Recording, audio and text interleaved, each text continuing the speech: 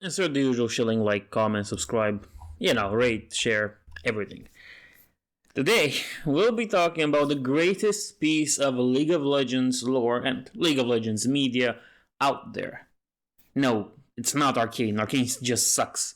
No, we'll be talking about a comic book, Darius, Blood of Noxus, written by Graham McNeil.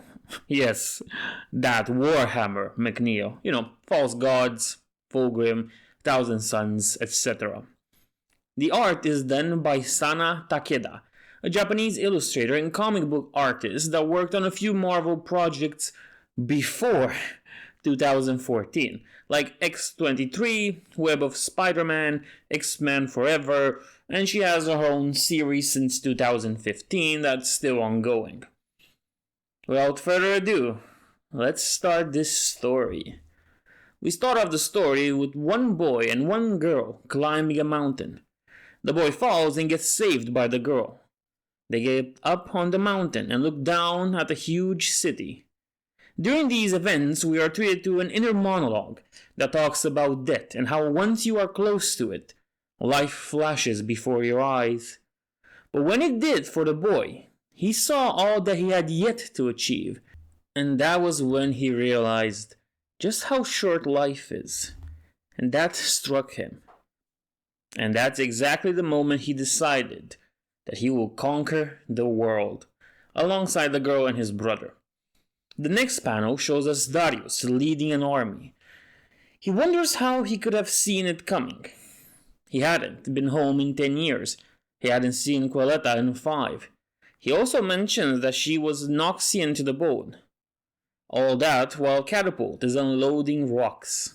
Darius looks at the same city he did when he was a child, from still the same place, and then he looks at the Noxian flag.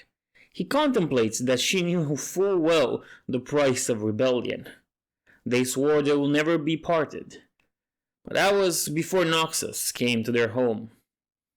We now go back to the past, where Quilletta, Darius, and Draven, all young, of course, look below from atop a house. The gates of their home had been opened by the elders. The children then discuss why they did that. Because Noxus gives you two choices: be destroyed, or swear loyalty and join the Empire. Draven says he would have fought, but Quilletta tells him he will be dead. The girl tells Darius how he always said they would conquer the world, and this is their chance.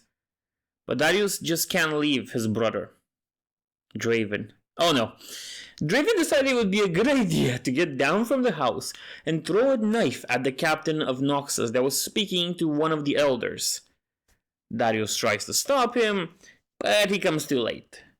The knife doesn't hit the captain, but it does hit the wood of his spear.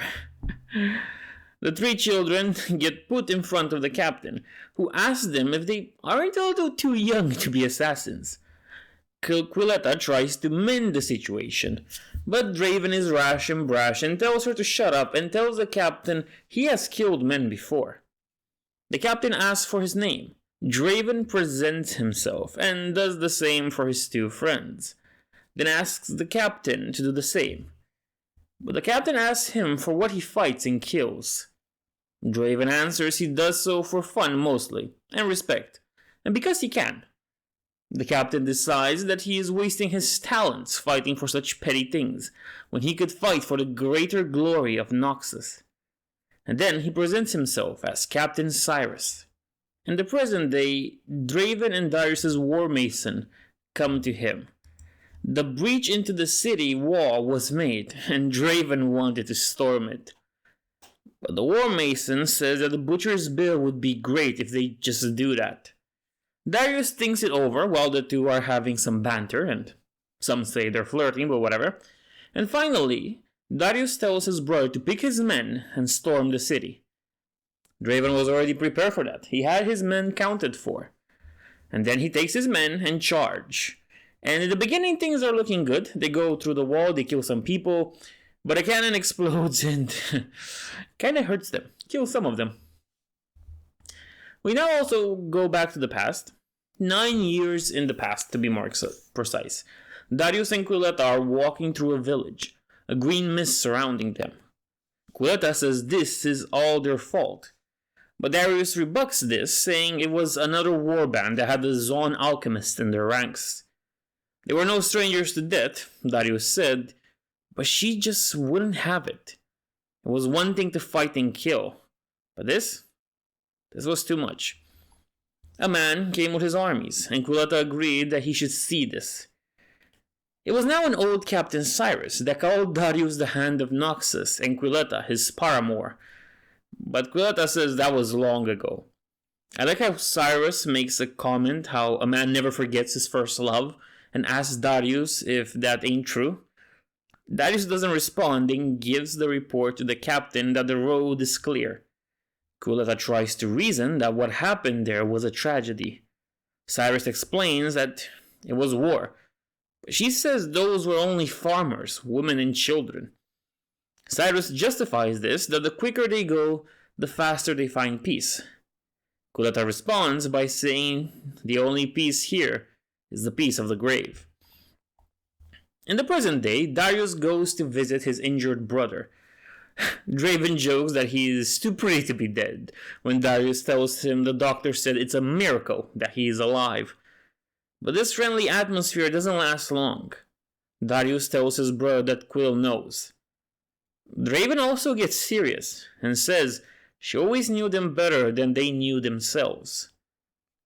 Darius agrees, and he asks his brother to take a walk with him. For this next part, we get a mix of the present and the past.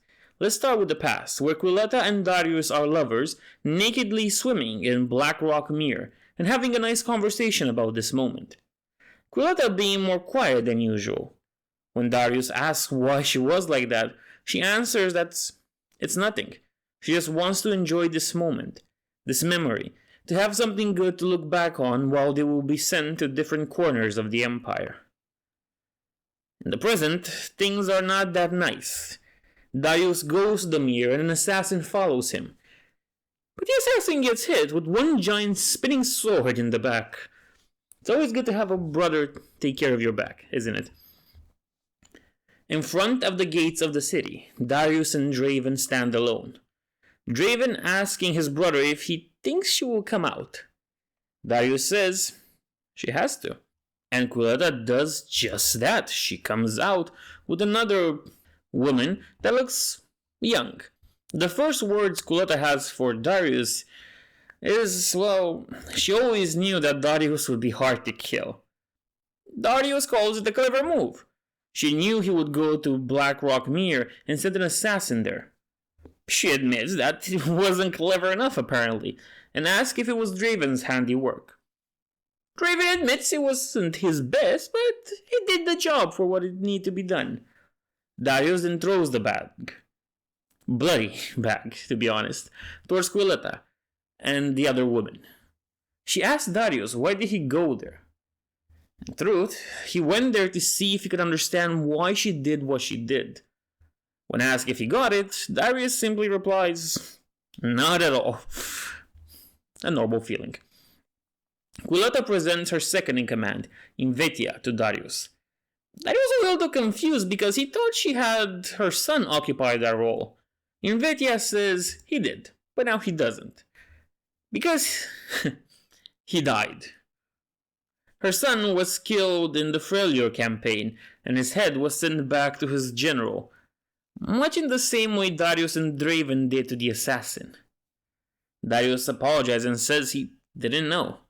Quilletta isn't taking this though, and says he should know because it was Darius' call to arms that made the boy join the army. Darius asks if this is what it's about. Her son dies and now she turns against the Empire. Darius justifies that Noxus was built on war, the blood and sacrifices of the Empire's sons and daughters. Noxus must expand or else all falls apart. Quilletta says she used to believe that. But back then choices were more obvious. And now, the truth is that it's just not that simple. But what choice does she have now? She knows what will happen. Either she bends the knee or she dies. Quilletta argues that it shouldn't be like this. Darius can just take his army and leave. But Noxus can't allow a single city to leave. Because if one goes, then surely all will go with it. Quilletta tells her former lover that he will lose thousands before they take the city. Darius argues that they both will lose thousands. Then Draven notices ships coming from the south. Vindor stands with them, and the steward sent his best warriors to help Quilletta and her city. We get a tiny detail on the internal monologue of Darius, saying that those aren't coming to help them. Darius also tells her that Vindor doesn't stand with them when Quilletta says they do. She says that that's not true. She doesn't believe him, and even calls it bluffing. Darius asks that after all this time they knew each other. When did he ever bluff? The truth was much more sinister and much more simple. A Trifarian legion stands at the gates of Vindor, prepared to take the city. Should the Noxian flag not be hoisted on the city's highest tower, then those ships will burn the city to the ground, and Darius would be forced to make an example out of her. Quilletta doesn't believe him and says that they will break upon their walls. In Darius' mind, he says that it's her that will break, just like she did in Ionia 9 years ago. And we learn what happened to her there. The alchemist of Zon somehow infected her arm, and doctors were forced to cut it off to save her, or else she would die. She just wanted to die. The pain was unbearable. But Darius told her she still serves Noxus, and had the doctors amputate her arm. Quilletta says that was not when she was broken. That was when she had her eyes opened. She realized what service to Noxus was. Feeding children to a never-ending machine of war, sacrificing blood and life to extend the life of an empire. Quill says Darius was more than just her son. He was... And then a knife cuts her neck. Invetia just killed her commander. Invetia said he was weak. She takes the flag from Draven's hand and says they will fly it from the tower. Darius is decimated and holds Quilletta's head in his arms, yelling at Invetia and asking her, what did she do? What did she do? She responds that she did what needed to be done. Quilletta forgot the 3 principles of Noxus: might, guile, and vision. As she leaves to hoist her the flag, she tells Darius, who was holding tightly to Quilletta, that she learned this from him. If you feel like this is Berserk, then by golly you got it. Berserk is responsible for every cold killer with a giant sword or weapon we see today, and that can be seen in Darius' designs, because that is guts. We learn from this that Darius had a son that died unfortunately in a campaign. It was during the invasion of Ionia. Now, a popular belief is that Invetia is the daughter of Darius, and she killed her own mother. There are some hints of confirmation when it comes to this, with the following. No daughters, only soldiers. Well, there is some confirmation for Darius being the son of Darius. For Inventia, we really don't have that much. All we have is exactly what you heard. That's the most of it. Hell, the comic doesn't even confirm if she is the daughter of Quilletta at all. Nevertheless, as you can see and you've heard, this is the best piece of League of Legends media out there. And quite frankly, in quality and storytelling, there is nothing that comes as close to this in League of Legends lore. There are chances, possibilities for it to happen, but nothing will reach the level of how amazing this comic really is. As usual, I recommend it. I hope you read it for yourself, because this is perfect.